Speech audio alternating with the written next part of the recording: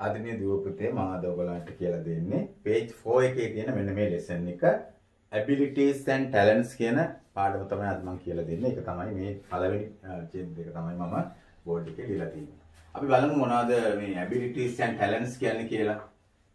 ඇත්තටම abilities කියලා කියන්නේ හැකියාවන් වලට. abilities කියන්නේ හැකියාවන්. talents කියන්නේ දක්ෂතාවයන්. දක්ෂතාවයන්.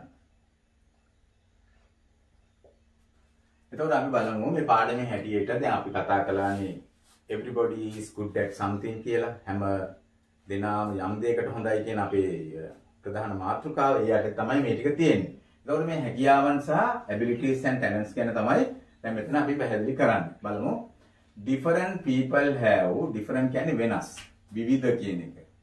විවිධ නැත්නම් වෙනස්. විවිධ මිනිසුන්ට තියෙනවා have කියන්නේ තියෙනවානේ. තියෙනවා විවිධ abilities හැකියාවන්. ඒ වගේම talents කියන්නේ දක්ෂතාවයන්. විවිධ මිනිසුන්ට විවිධ හැකියාවන් සහ දක්ෂතාවයන් තියෙනවා කියන එකයි example එක. For example උදාහරණයක් විදිහට for කියන්නේ මෙතන සඳහා කියන එක මම මේ highlight කරලා තියෙන වචන ටික විශේෂයෙන්ම ඔබට තේරුම් ගන්න පුළුවන් එක්තරා වර්ගයක වචන ටිකක්. එක් වචන කාණ්ඩයක්. මේ ඔක්කොම මේ underline කරලා තියෙනවා. preposition කියන පාඩමට අපිට ඊළඟ කරන්න තියෙන පාඩමේ ඒ වචන යෙදෙන හැටි තමයි මේ example එක example විදිහට දීලා තියෙන්නේ. For example උදාහරණ විදිහට ගත්තොත් එමන්ස් අප අතර. එමන් කියන්නේ අතර කියන එකයි. අතර. දැන් between කියන්නේ අතර. හැබැයි එමන් කියලා කියන්නේ බොහෝ අය අතර, බොහෝ දේවල් අතර කියන එකයි තේරුම. එමන්ස් අප අතර there are people ඉන්නවා මිනිස්සු who are artistically inclined. artistically කියන්නේ సౌందర్యාත්මක නැත්නම් කලාත්මක inclined කියන්නේ බර වෙච්ච. කලාවට බර වූ මිනිස්සු ඉන්නවා අපි අතර. ඒක විශේෂ හැකියාවක් නේ. ඒක මේ සල්ලි වලට ගන්න පුළුවන් එකක්වත් නෙමෙයි. කඩේකින් ගන්න පුළුවන් එකක් නෙමෙයි. උපතින්ම ලැබෙන හැකියාවක්. කලාත්මක හැකියාවන්. inclined කියන්නේ සාමාන්‍ය වචනේ තේරුම් ගත්තොත් ඇල වෙනවා, බර වෙනවා කියන තේරුම තමයි එන්නේ. මිනිස්සු හිමයි ඉන්නවා. they may have ඒගොල්ලන්ට තියෙන්න පුළුවන්ලු host of talent. ගොඩාක් host වෙලා. ඒ කියන්නේ ගබඩා වෙලා. ආගන්තුක ලෙස ඇවිල්ලා. host of talent විවිධ හැකියාවන්. host of talent one of යොදලා තියෙන හැටි. host of talent such as කොයි වගේද? කොයි වෙනිද? such as කියන්නේ කොයි වගේ දේවල්ද? music තියෙන්න පුළුවන්. dancing තියෙන්න පුළුවන්. එහෙම නැත්නම් painting තියෙන්න පුළුවන්. to name but a few. අපි පුද්ගලයා විදියට ගත්තාම හැබැයි ඒවා ටිකයි තියෙන්නේ. ඒ වගේ අය විශේෂ හැකියාවන් තියෙන අය ටික දෙනෙක් වෙන්න පුළුවන්. few කියලා කියන්නේ ටික දෙනෙක් වෙන්න පුළුවන්. Then there are those who have a naturally ability. natural ability එකක් තියෙන්නේ.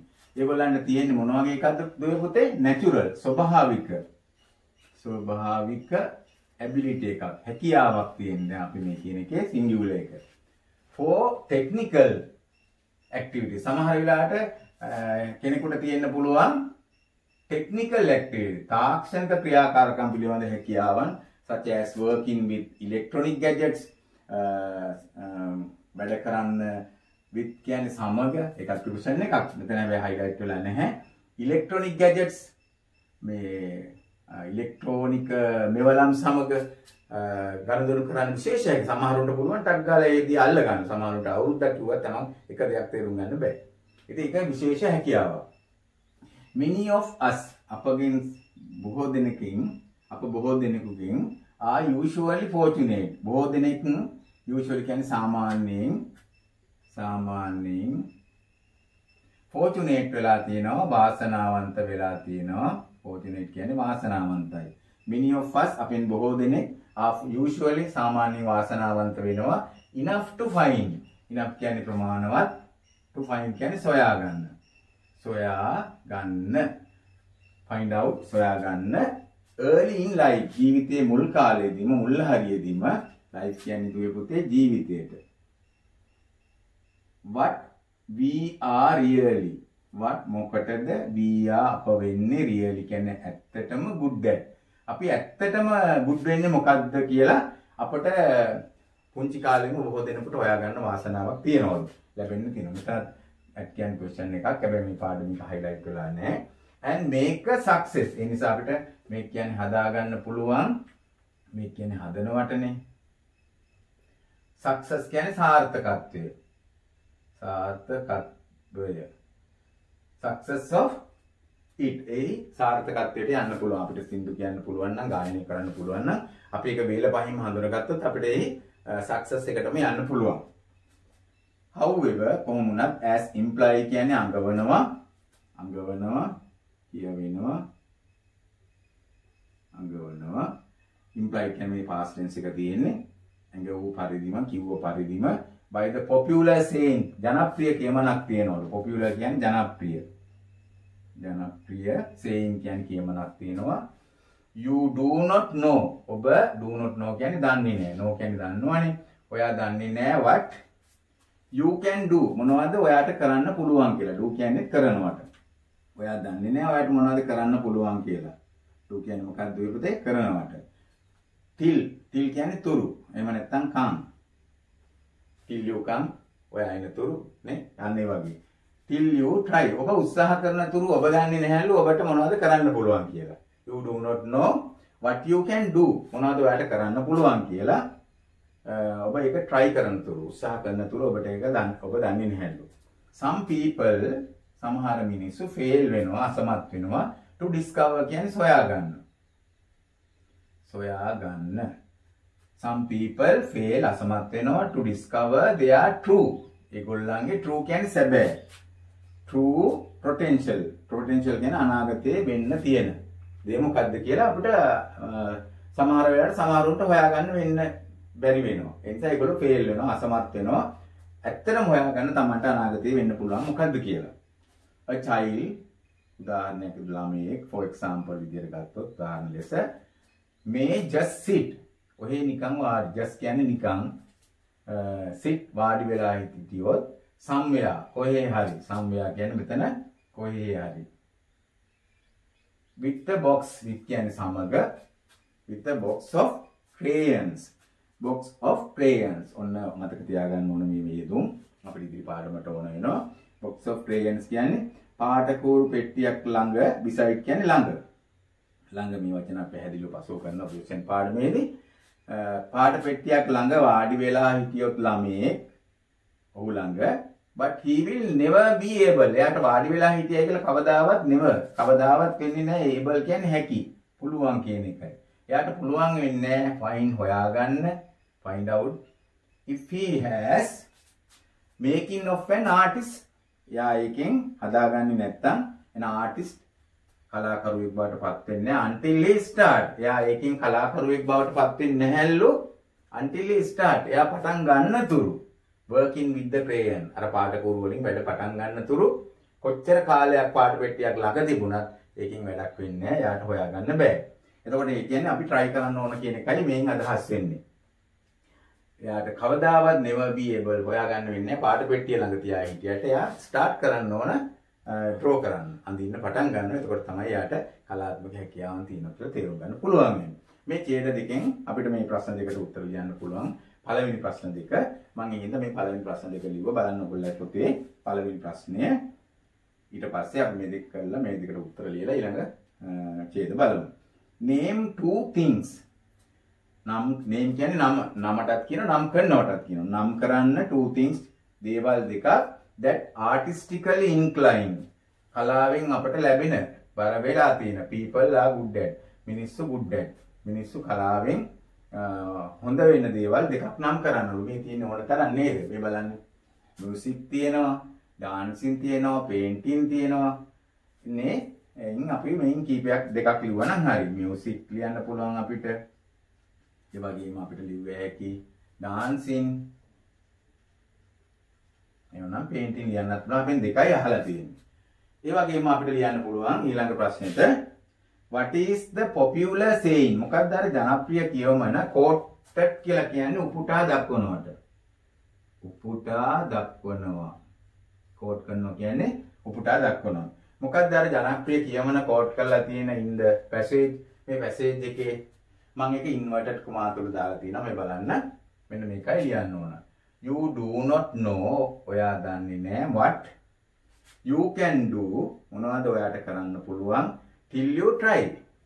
ඔබ උත්සාහ කරන තුරු. එතකොට මෙන්න මේ ප්‍රකාශනය ඔයගොල්ලෝ ඒ උත්තරයට ලිව්වා නම් හරි. You do not know what you can do. මොනවද ඔයාට කරන්න පුළුවන් till you try. මෙන්න මේකයි දෙවෙනි එකට උත්තරය ලියන්න ඕන. අපි දැන් ඊළඟ ඡේද බලලා ඊළඟ ප්‍රශ්න ටික බලමු. දෙවියන්ට අපි ඊළඟට තුන්වෙනි ඡේදය බලමු මේකේ. එතකොට එක තියෙන්නේ පස්වෙනි පිටුවේ තියෙන third paragraph. මේකේ තියෙන එක මම ලියලා තියෙනවා දුරට හොඳට පේන්න. What really lies beneath someone's success. Success කියන්නේ සාර්ථකත්වය. සාර්ථකත්වය මම එතනත් මුලින් එක ලිව්වා සාර්ථකත්වය කියන එක දුරට පුතාලට. What really beneath කියන්නේ යටින්. යටින් පහලින් කියනද මොකක්ද ඇත්තටම ලයි කියන්නේ වැතිර තියෙන්නේ. වැතිර තිබෙනවා, වැතිර තියෙනවා. මොකක්ද ඇත්තටම වැතිර තියෙන්නේ යටින්? මොකක් යටින්ද? සම්මන් සක්සස් කියන්නේ කාගේ හරි සාර්ථකත්වය මත. කාගේ හරි සාර්ථකත්වය යටින් වැතිර තියෙන්නේ මොකද්ද? any field, ඕනෑම field එක, ඕනෑම ක්ෂේත්‍රයක is ඒක තමයි වෙන්නේ. is කියන්නේ වෙනවා කියන එක. dedication කියන්නේ කැපවීම. is කියන්නේ වෙනවා. ඕනෑම කෙනෙකුගේ සාර්ථකත්වය හදාපවතින ඕන ෆීල්ඩ් එක is වෙන්නේ dedication කැපවීම මත. ඒ වගේම hard work මහන්සි වෙලා වැඩ කිරීම මත. hard work කියන්නේ ඒකයි. James Watt ඔබ අහලා ඇති මේ නම් දෙක. James Watt or the Wright brothers ඒ වගේ මේකත් අහලා ඇති ඒරෝප්ලේන් එක හොයාගත්ත එක්කෙනා. Watt කිව්වහම අපේ බල්බ් එකේ හැම වෙලාවෙම Watt මෙච්චරයි කියලා අපි කියන්නේ. ඒවා හොයාගත්ත එක්කෙනා James Watt කියන විද්‍යාඥයා. Wright brothers ගුවන් යාන හොයාගත්ත දෙන්න සහෝදරයෝ දෙන්න. මේ අය ගත්තාම ඒගොල්ලන්ගේ සාර්ථකත්වයේ ප්‍රධානම එක තමයි dedication එක. ඒ වගේම hard work කැපවීම සහ hard work මහන්සියෙන් වැඩ කිරීම. For example උදාහරණයක් විදියට did not make කියන්නේ හැදුවේ නෑ කියන එකයි. did not කියන්නේ කරේ නෑ මේ හදනවා කියන වැඩේ කරේ නෑ. their invention overnight ඒගොල්ලන්ගේ මේ සොයා ගැනීම overnight එකක්. එක රාත්‍රියකින් කරපු දෙයක් නෙමෙයි. ඉන්වෙන්ෂන් කියන්නේ නව සොයා ගැනීම, නව නිපැයුම, නව සොයා ගැනීම. ඔබ අහලා ඇති වුණ තන ජේම්ස් වොට් කියන විද්‍යාඥයාගේ කතන්දර. එයාගොල්ලන් ඉන්වෙන්ෂන් මේ නව සොයා ගැනීම එක රාත්‍රියකින් කරපු දේවල් නෙමෙයිලු. they were driven ඒගොල්ලන්ව යොමු කළා by true interest. teacher සැබෑ interest කියලා කියන්නේ ආසාව නිසා. ඒ කියන්නේ තියෙන උනන්දුව නිසා. true කියන්නේ සැබෑ. සැබෑ උනන්දුව in what they were trying. ඒ මොනවා කෙරෙහිද? they were trying. ඒගොල්ලෝ උත්සාහ කරපු දේවල් කෙරෙහි දක්වපු සැබෑ උනන්දුව නිසා ඒගොල්ලෝ trying to achieve. achieve කියන්නේ ලබා ගන්නවට. ලබා ගන්නවා. ලබා ගැනීමට උත්සාහ කළ දේවල් වලට තියෙච්ච උනන්දුවින්ද තමයි ඒගොල්ලෝ සාර්ථක වුණේ කියන්නේ ඔය. so එම නිසා we should all අප සියලු දෙනාම aim කරන්න ඕන at. බලන්න aim කියන වචනේ ඉදිරියෙන් at කියන එක යොදනවා. බලන්න මතක තියාගන්න. ඒකට at කියලා යදුවට පස්සේ ක්‍රියාපදයක් ආවොත් I එකට ing දාන්න ඕන. ඒක පස්සුව අපි පාඩමේදී කරනවා. at deriving the maximum benefit. deriving කියලා කියන්නේ ගන්නවා, ලබා ගන්නවා.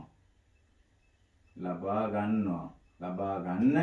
දැන් ing form එක තියෙන්නේ. maximum කියන්නේ උපරිම benefit ප්‍රතිලාභ ප්‍රයෝජන ප්‍රතිලාභ. and satisfaction කියන්නේ සෑහීමකට පත්වීම. satisfy කියන්නේ සෑහීමකට පත් වෙනවනේ. දැන් මෙතන noun එක තියෙන්නේ. ඒ වගේම අපි aim කරන්න ඕන ලබා ගන්න උපරිම benefit ප්‍රයෝජන සහ satisfaction තෘප්තියට පත්වීම සෑහීමකට පත්වීම from our abilities. මොකකින්ද ගන්න ඕන? from කියන්නේ ගින් කියන එකයි. our abilities කියන්නේ මම පාඩමේ ලිව්වා. අපේ හැකියාවන් වලින් සහ talent දක්ෂතාවයන් වලින් අපි උපරිම ප්‍රයෝජන ගන්න උත්සාහ කරන්න ඕනයි කියන එකයි දීපුතේ ඔය කියන්නේ. දැන් අපි ප්‍රශ්න දෙකකට උත්තර ලිව්වා. අපි බලමු තුන්වෙනි ප්‍රශ්نين නම් බලන්න ඔයගොල්ලන්ගේ පොතේ තියෙනවා. තුන්වෙනි ප්‍රශ්නේ මේක බලන්න. Who are the inventors mentioned? Inventors කියන්නේ නව නිපැයුම්කරුවන්. දැන් මෙතන invention කියන්නේ නව සොයා ගැනීමට, inventors කියලා આવොත් නව නිපැයුම්කරුවට කියන්නේ. යොමුකරුවා. mention කියන්නේ සඳහන් කරනවා. සඳහන් කරනවා. එතන මෙතන ed සඳහන් කරලා තියෙන නව නිපැයුම් කරුවෝ දෙන්න කවුද දුවේ පුතේ? ඔයාලා ලියන්න DC James Watt and Wright brothers. James Watt and Wright brothers දෙන්න තමයි ලියුවේ. James Watt ඒ වගේම Wright brothers. Wright සහෝදරවරු දෙන්නත් ඒ වගේම මෙතන නිපැයුම් කරුවෝ විදියට සඳහන් වෙනවා. ඒ වගේම අපිට අහනවා what help them මොනවද ඒගොල්ලන්ට උදව් වුනේ? මොනවද උදව් වුනේ them වුන්ට to be successful. success කියන්නේ මම කියන්නේ සාර්ථකත්වය කියලා. සාර්ථක වීමට in their work. ඒගොල්ලන්ගේ වැඩවල සාර්ථක වන්න ප්‍රධානම හේතුව තමයි දුවේ පුතේ dedication and hard work. මොකක්ද අපි ඒකට ලියන්න ඕන? dedication and hard work තමයි ඒක ඔයගොල්ලන්ගේ සාර්ථකත්වයට හේතු උනේ. අපි බලමු පස්වෙනි ප්‍රශ්නය. find words. words කියන්නේ දුවේ පුතේ වචන කියන එකයි. වචන find කියන්නේ සොයන්න වචන. from the text කියන්නේ අපි මේ කරපු පාඩමෙන් which mean කියන්නේ අදහස් වෙනවට. තේරුම් කරනවා. අදහස් කරනවා කියන තේරුම. which මොන ඒවාද අදහස් කරන ඒවා much the same. ගොඩාක් much කියන්නේ ගොඩාක් same කියන්නේ සමාන. as the following පහත ඒවට සමාන ඒවා ගොඩාක් ළඟින් සමාන තේරුම් හොයාගන්නලු. දැන් අපිට මේක තිබුණා අපේ by the side of කියන්නේ අසල කියන එකයි තේරුම. by කියන්නේ අසල, side of පැත්තෙන් අසල කියන තේරුමට අපිට මේ ඡේදයෙන් හොයන්න පුළුවන්. අපේ මුල් ඡේදවල තියෙනවා beside කියන වචනේ. beside. ඒ වගේම find for the first time. find කියන්නේ හොයාගන්නවා. පළමු වතාවට හොයාගන්නවා කියන වචනේද විපෘති අපි කියන්නේ invention කියලා. මේ තියෙන වචනේ invention කියන්නේ නව සොයා ගැනීමට. invention කියන්නේ නව සොයා ගැනීම. ඒ වගේම අපිට lucky කියන්නේ අපි අවුරුද්ද ගන්න වචනයක්. ඒකේ තේරුම තමයි fortunate කියන එක. අපි විතරම එක ගන්න වචනයක්. fortunate මේ අපේ ඡේදවල තියෙනවා. fortunate වාසනාවන්තයි කියන එකයි. highest කියන්නේ වැඩිම. ඒ වචනේ තමයි maximum කියන එක. උපරිම කියන අදහස. maximum උපරිම. එතකොට මෙන්න මේ විදිහට අපි වචන ටික ඉගෙන ගමු. මේ වචනේ මේ පාඩම වැඩිම දීලා තියෙන දුවේ පුතේ ඔබට preposition උගන්වන්න පෙර උපායක් විදියටයි දීලා දෙන්නේ මේ වාක්‍ය තේරුම් ගන්න. එතන හොඳයි. අපි දැන් preposition පාඩමින් හම්බෙමු ඊළඟ වීඩියෝ එකේ.